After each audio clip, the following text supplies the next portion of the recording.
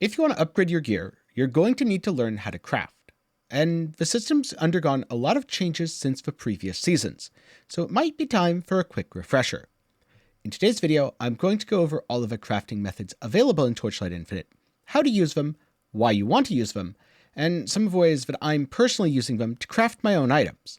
Now, this is generally applied to upgrading your own gear, but you can use the same methods and techniques if you want to craft for profit. Don't worry though, you don't have to if you don't want to. Unlike many other ARPGs, where crafting is often daunting or difficult/expensive to get into, in Torchlight Infinite it's very approachable. This isn't to say that it doesn't get expensive to make perfect items, but if you just need your next upgrade, that's going to be relatively achievable for quite a while before things start getting expensive. And if the gameplay you saw in the B-roll has been at all interesting to you, do be sure to get subscribed as I'm talking about my build in a future video. Maybe leave a like while you're down there, as that helps tell YouTube to promote this to other people. But for now, let's get back to crafting talk. And first up, before you even start crafting, you need to pick a base. And before you can pick a base item, you need to know about item level, because item level and level required to equip are not the same thing. Let's just take this Ranger's Rag as an example. It requires level 76 to equip, meaning if your character is level 76 or higher, you can use it. But it's item level 83, so it was dropped by a level 83 monster or in a level 83 zone. An item level determines what it can roll, in this case, tier 1 modifiers, since the highest level requirement for tier 1 is 82 and 83 is greater than 82, and also the cost. In this case, it costs 10 to 20 flame sand for each attempt in the prototype crafting phase. In general, lower level items are cheaper to prototype craft, but roll worse modifiers. And currently 82 is the perfect sweet spot at which you get the most benefit for the least cost. Though this may be fixed in the future because I don't believe it's intended. I'm pretty sure 82 is supposed to have the same cost threshold as 83. But okay, we're looking for an item level 82 base. What item type though? And that entirely depends on what you're trying to roll on the item. For example, Strength gear rolls armor prefixes. Dexterity gear rolls evasion prefixes, and intelligence gear rolls energy shield prefixes. Trinkets, like rings, amulets, and belts, don't have any of these attribute-specific mods, but instead use their own pool. And weapons are entirely different again. Axes roll modifiers related to trauma, swords roll modifiers related to multi-strike, and hammers roll modifiers related to demolisher charges. If you ever want to know what your item could potentially roll, then head into the crafting menu, select the affixes button, and go up to filter condition, find the item type you're looking at or want to look at, and you should be good to go from there. Lastly, not all base types are equal. So, for example, with intelligence helmets, the Elder Sage's Chapeau gives plus 3% to maximum energy shield. However, the Long Night Sorcerer's Mask gives plus 1 to spell skill level and minus 1 maximum focus blessings. Keep in mind that some items are actually better on a lower level base, though when it comes to weapons, higher is almost always better. And now that you know what item level base you want, which base type, and which subtype within the base, it's time to look for affixes on your item. To use an example here, if I'm using the unique helmet, Divine Ember, and I want to stack a bunch of tenacity blessings, starting with a ring that has the rare plus 1 maximum tenacity blessing modifier is a great place to begin. And so with that, let's move on to the next step, the prototype crafting phase. So here we have the prototype crafting screen.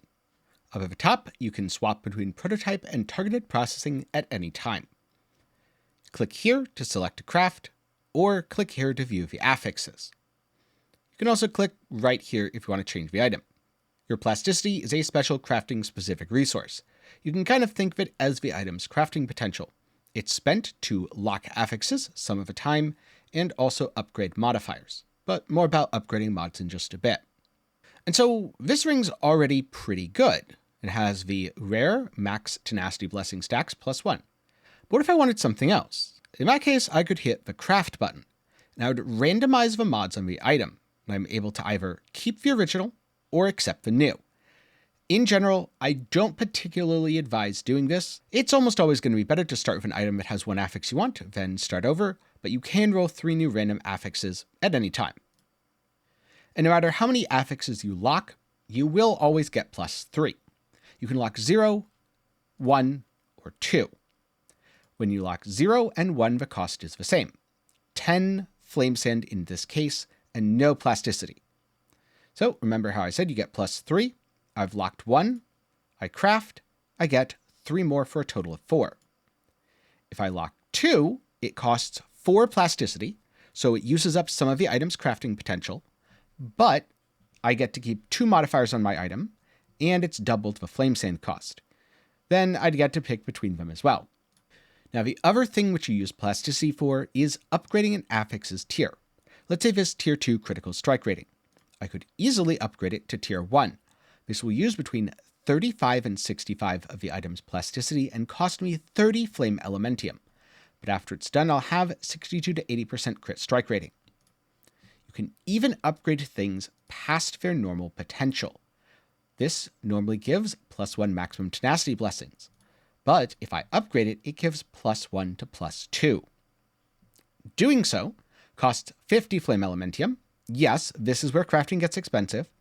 1 ultimate ember, removes all remaining plasticity from the item. So you can do this even if the item has 0 plasticity, but if it has any, that will be removed. And it removes a random affix from your gear. So I have 4 mods right now. I would end up with 3 afterwards, losing either the ailment damage, mana regeneration speed, or critical strike rating. Upgrading an affix to tier 0 is incredibly powerful, as these allow items to break their limits. They can also get incredibly risky. Let's use an item I'm wearing as a quick example. So this chest piece here, it has tier 1 max life, tier 1 max life added by targeted processing, 2 additional stacks of tenacity blessing, minion max life, erosion res, and fire res. The fire res is an enchantment and would go away the minute I crafted on it, so let's not worry about that. Max life, flat at least, and erosion resistance are both added by targeted processing. Therefore, they're excluded from this system. And as a note, while you can reroll an item after you've already started targeted processing, you'd need to reforge it, removing all of these modifiers. So if I ever wanted to randomize between the 2 additional stacks of tenacity blessing and try to get something else entirely, I would lose the max life and erosion res. But also, let's pretend that these aren't here, since they can't be targeted by the upgrade mechanic anyway. And I wanted to get tier 0 max life instead. Well, it's going to remove a modifier. That modifier is either going to be minion max life or own 2 additional stacks of tenacity blessing. That's right, I'd have a 50% chance to completely destroy this expensive item. Which is why at the high end, crafting can get quite expensive. But making something like this isn't all that bad. And making something with a single T0 mod is even easier. You just spend the 50 FE, upgrade, and spam around the plasticity, which I'll demonstrate later in the video. For now, let's give a couple examples of prototype crafting. And again, I do not advise doing this with a 3-mod item. In general, you want to buy something with an affix that's already useful instead of RNGing your way into useful items later. So, as you can see, I can just go through here and spam it all I want with no downside. It rerolls 3 random affixes. They can be prefixes, suffixes, any sort of mix. The tiers are also randomized, and all of the odds are listed down below under affixes. Okay, I hit T1% max life. So now I could lock that and keep crafting. You'll notice that it's still costing the 10 flame sand, but the affix is preserved and it's rolling 3 random new ones. And I can keep rolling this as much as I want. If I have enough money, I could in theory roll this until all of these say T1. I shudder to think how much that would cost or what the odds are. For reference, I've never seen it with all the items I've crafted so far, but maybe I want to go with something like this instead. Well, that's pretty good. I've got 2 resistances, some max life, and life regen, which while not great, isn't exactly detrimental. Now at this stage, I have a couple options. First up, I can lock the life, maybe lock the lightning res, and keep rolling my item. If I did, that would begin to consume the plasticity. So once this drops to 0, I would no longer be able to roll with 2 locked mods. I would, however, be able to go back anytime I wanted and reroll with 1 locked mod. Or I could spend plasticity to upgrade the tier of these affixes. Maybe go for tier 2 fire res, tier 1 lightning res, or even the super spicy tier 0 max life. Alternatively, let's say I want to use the chest for now, and I don't want to destroy its future crafting potential. but I need life on it. And I also need erosion res. Well, now I can go to targeted processing. And I select this menu, and I say, okay, I want to see this. Maybe look at the details and see, all right, well, I'm not very likely to roll tier 0, but tier 4, that's pretty reasonable. I'd be okay with tier 4 life. Come down, look at the suffixes, erosion res, kind of the same deal here. Maybe tier 3 is pretty good. So I can add that. And now I have 2 options for targeted processing. I'll say, all right, I'm going to take the risk on life since even the lowest tier is probably pretty similar to crafted life. Each attempt to targeted process requires 1 flame elementium. And I added 98 max life. Maybe I say, all right, cool. I don't want to spend more FE. That's good. Maybe I say 98, that's really low. It's tier 6. Let's get something a little better. You reforge the item. This removes all affixes added by targeted processing. So doing this removes the affix. Now I put it back on.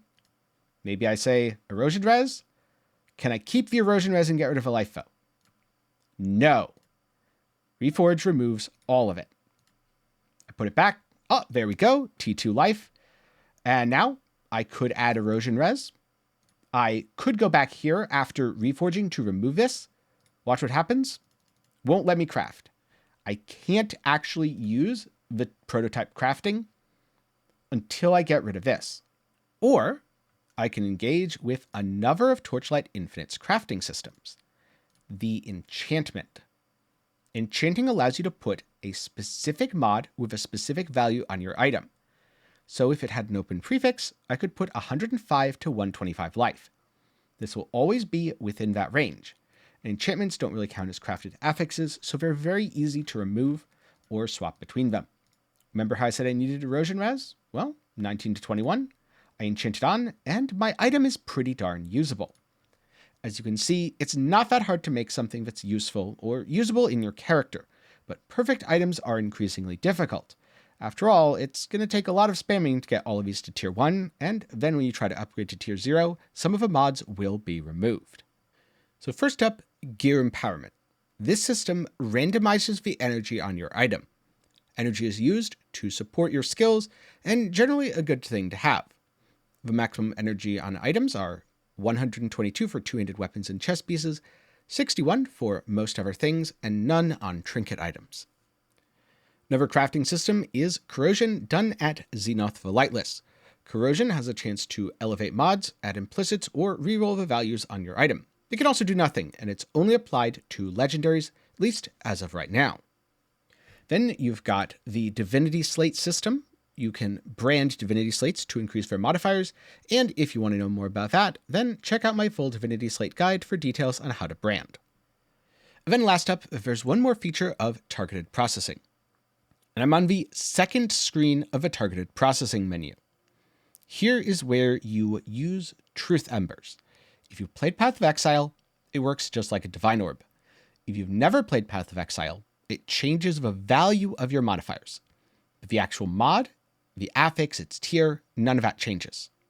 So for example, I reroll this, I go from 19 to 22% life.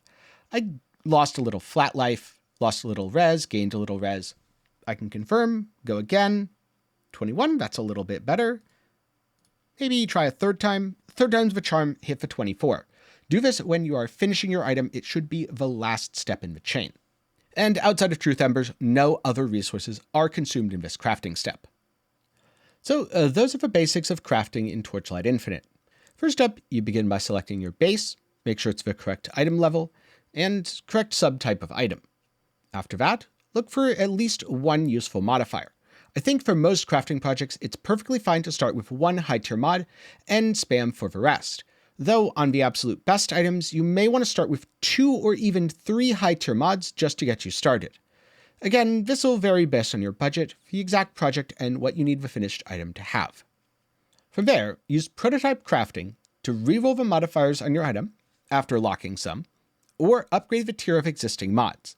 This can go to tier 0, but going to tier 0 removes all plasticity, lowering the crafting potential of the item.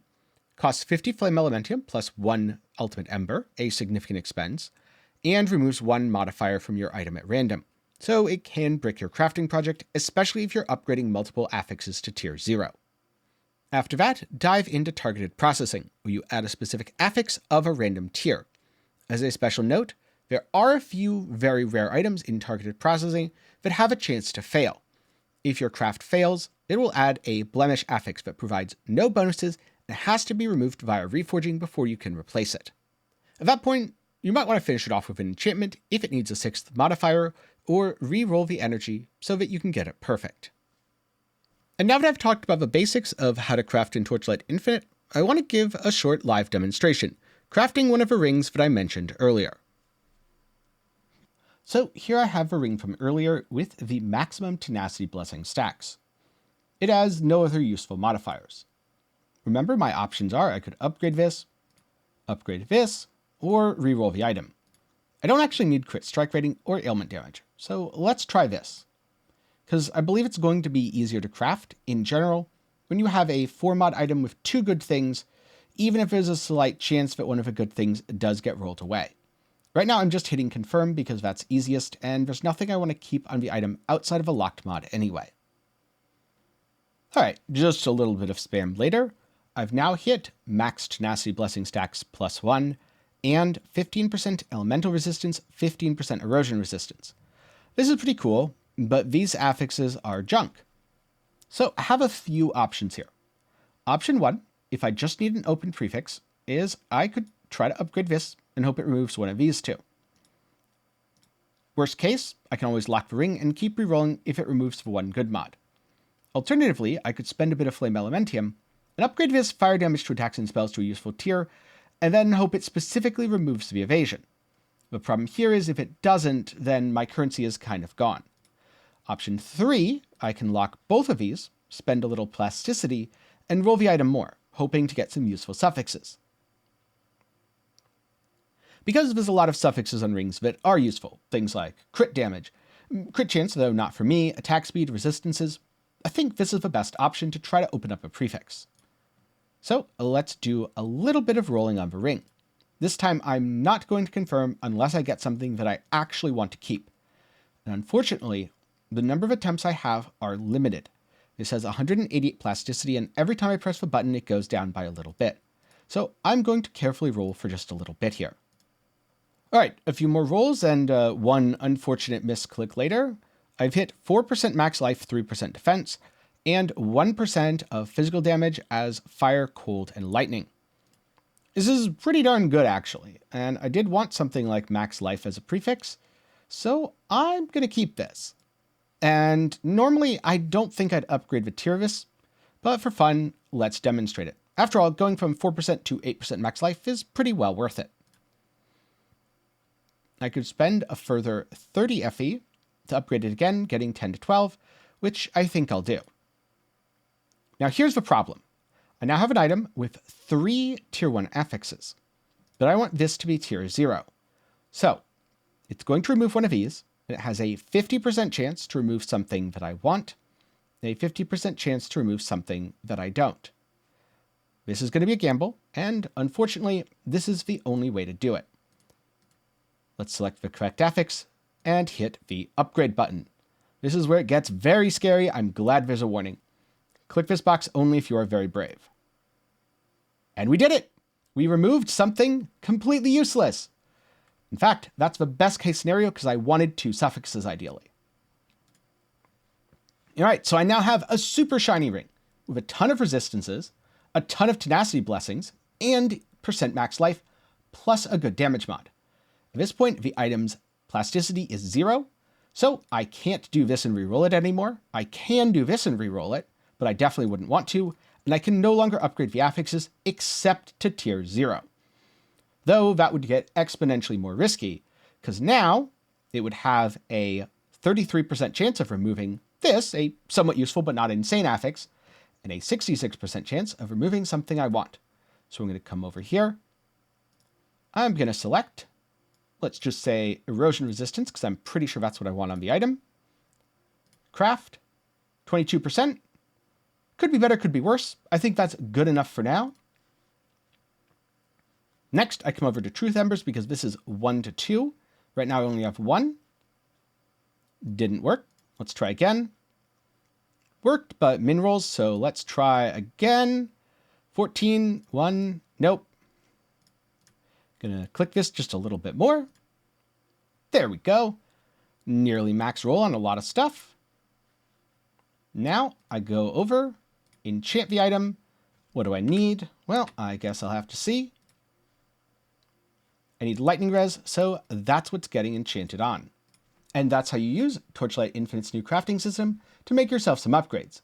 Of course, this was all rather expensive, so let's go through it one more time. But this time, we're going to do it from the budget perspective. So here we have a pretty simple +1 tenacity blessing ring. And I'm not going to be doing any of the fancy stuff. I'm going to say the 40 FE I have now is my entire budget. So to start with, I lock one affix and I roll. Here I'm looking for useful things for my build. Well, physical damage is useful, skill radius is useful. So I found something. And maybe this is good enough. Maybe not. Depends on how badly you need resistances. Let's just pretend that it isn't and keep on rolling. Okay, max life defense, lightning res. I'm going to pretend that this is absolutely good enough. Tier 3 mod, Tier 4 mod, relatively common, +1 tenacity. Going to go here. This time I'm going to select the life. Hope for a higher tier, but really anything T3 plus is pretty darn good. So confirm. It remembers it. Craft, Tier 4, it's a little too bad. Tier 4, 94. I mean, up to you. You could roll that up to 100. Really like Tier 3, though. Don't have much money. Tier 4 again. Tier 2, I was rewarded for my patience with 138 max life, and I'm going to finish the item by enchanting it with the lightning resistance, same as before.